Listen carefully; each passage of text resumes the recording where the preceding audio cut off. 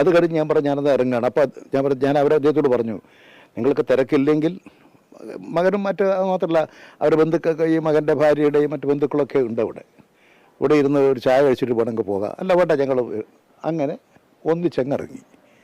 ഇറങ്ങിയപ്പോൾ 2 ഇതുണ്ട് ലിഫ്റ്റ്. ഒരു ലിഫ്റ്റിൽ അദ്ദേഹവും നന്ദകുമാറും കയറി, മറ്റേ ലിഫ്റ്റിൽ ഞാനും പോയി. ഞാൻ എൻ്റെ വഴിക്ക് പോയി. ഇതാണ് ആകെ ഉണ്ടായിട്ടുള്ളൊരു സംഭവം. ആ സംഭവത്തെ എങ്ങനെയാണ് ഇവിടെ എടുത്തു കൊടുത്തത്? ഞാനെന്തോ CPM വിട്ട് ഞാൻ BJP ആകാൻ പോകുന്നു. എങ്ങനെയാണ് ഇങ്ങനൊരു വാർത്ത കൊടുക്കാൻ ഈ മാധ്യമങ്ങൾക്ക് ധൈര്യം കിട്ടിയത്?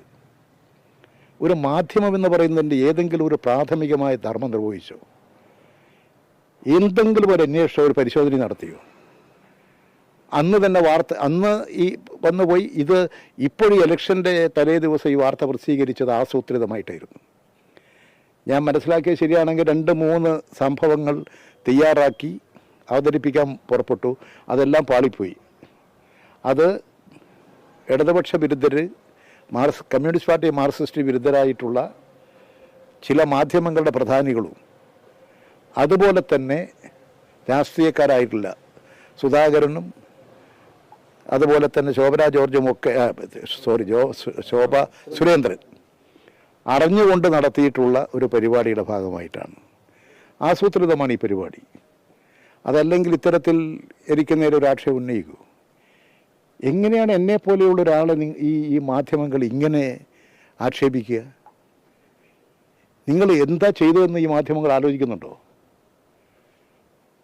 പിന്നെ എന്താ തൃശ്ശൂരിൽ വെച്ച് കണ്ടു, നിങ്ങൾ കണ്ടു എന്ന് പറഞ്ഞാൽ എന്തെങ്കിലും പരിശോധിച്ചോ?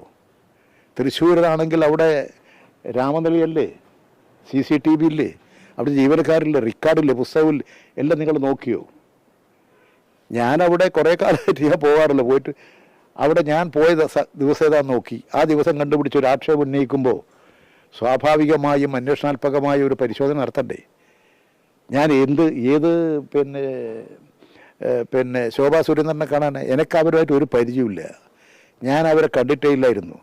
അവരെ ഞാൻ നേരിട്ട് അടുത്ത് കാണുന്നത്, ഇത്ര ദൂരത്ത് കാണുന്നത് തന്നെ ഉമ്മൻചാണ്ടി മരിച്ചപ്പോൾ അദ്ദേഹത്തിൻ്റെ ബോഡി കോട്ടയത്ത് കൊണ്ടുവന്നപ്പോൾ അവിടെ മൈതാനത്ത്, അവിടെ സ്റ്റേജിൽ നേതാക്കന്മാർക്കൊക്കെ ഇരിക്കാൻ വേണ്ടി കുറേ കസേരയുണ്ട്, വലിയ ജനക്കൂട്ടായിരുന്നു. അവിടെ ഞാനും മറ്റു പാർട്ടിക്കാരൊക്കെ ഉണ്ട്. അപ്പോൾ ആ സ്റ്റേജിൻ്റെ അങ്ങേ വശത്ത് സ്ത്രീ വന്നിരിക്കുന്നുണ്ട്. ഞാൻ അവിടെ നിന്നാണ് അവരെ ഒരു അടുത്ത് കണ്ടു എന്ന് പറയുന്നത് അതാണ്.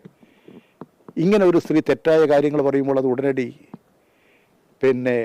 വിശ്വാസികളെടുത്ത് തെറ്റായിട്ടുള്ള വാർത്ത പ്രസിദ്ധീകരിക്കലാണോ? എന്തെങ്കിലും വാർത്ത പറയുമ്പോൾ ഉടനടി വാർത്ത പ്രസിദ്ധീകരിക്കലാണോ? സത്യത്തിൻ്റെ ഒരു അംശമെങ്കിലും ഉണ്ടോ എന്ന് നോക്കണ്ടേ? സുധാകരൻ പറയുന്നത് ഗൾഫിലാണ് ഗൂഢാലോചന. ഗൂഢാലോചന സുരേന്ദ്രൻ പറഞ്ഞാൽ, അല്ല സുധാകരൻ പറഞ്ഞാൽ പരിശോധിക്കണ്ടേ? ഞാൻ ഗൾഫ് പോയിട്ട് തന്നെ വർഷത്രയായി. ഞാൻ മന്ത്രിയായിരുന്ന അവസരത്തിലാണ് അവിടെ പോയത്. എന്തെങ്കിലും വിളിച്ചു പറയുക. പിന്നെ ഡൽഹി, ഞാൻ 2-2.5 വർഷത്തിലധികമായി ഡൽഹിയിൽ തന്നെ പോകാതെ. ആകെ ഞാൻ ഡൽഹി പോയി എന്ന് പറയുന്നത് നമ്മുടെ MLA മാരും മന്ത്രിമാരും ഡൽഹിയിൽ സമരം നടന്നപ്പോൾ ആ സമരത്തിൽ പങ്കെടുക്കാൻ വേണ്ടിയിട്ട് പോയതാണ്. ഒരു 2.5 കൊല്ലത്തിനുള്ളിൽ ഞാൻ ഡൽഹിയിൽ പോയത്. എന്തെങ്കിലും ഒരു വാർത്ത പറയുമ്പോൾ ഉടനടിക്ക് വാർത്ത കൊടുക്കലാണോ? എന്നെപ്പോലെ ഒരാളെ കൊടുക്കുമ്പോൾ അത് എന്തെങ്കിലും സത്യമുണ്ടെന്ന് നോക്കണ്ടേ? അപ്പോൾ വ്യക്തിഹത്യ നടത്താൻ, ബ്ലാക്ക് മെയിൽ ചെയ്യാൻ, രാഷ്ട്രീയത്തെ നശിപ്പിക്കാൻ, ഇത്തരത്തിലുള്ള ആളുകളെ പ്രോത്സാഹിപ്പിക്കാൻ ഈ മാധ്യമങ്ങൾ ചെയ്യുന്നത് ശരിയായ ധർമ്മമാണോ? നിങ്ങൾ ആലോചിച്ച് നോക്ക്. എന്നെക്കുറിച്ച് നിങ്ങൾ കൊടുത്തിട്ടുള്ള വാർത്തയിൽ എന്തെങ്കിലും സത്യമുണ്ടെന്ന് നിങ്ങൾ കൊടുത്തോളൂ, പ്രസിദ്ധീകരിച്ചോളൂ. എന്നെക്കുറിച്ച് നിങ്ങൾ വൈകുന്നേരത്തെ ചർച്ചയിൽ അവതാരകൻ തന്നെ അവതരിപ്പിക്കുന്നത് ഞാൻ കണ്ടു. നിങ്ങൾ അന്വേഷിച്ചിട്ട് ഞാൻ അങ്ങനെ ഉണ്ടെങ്കിൽ നിങ്ങൾ കൊടുത്തുകൊള്ളൂ. തെളിവുണ്ടെങ്കിൽ നിങ്ങൾ പ്രസിദ്ധീകരിക്കരുത്.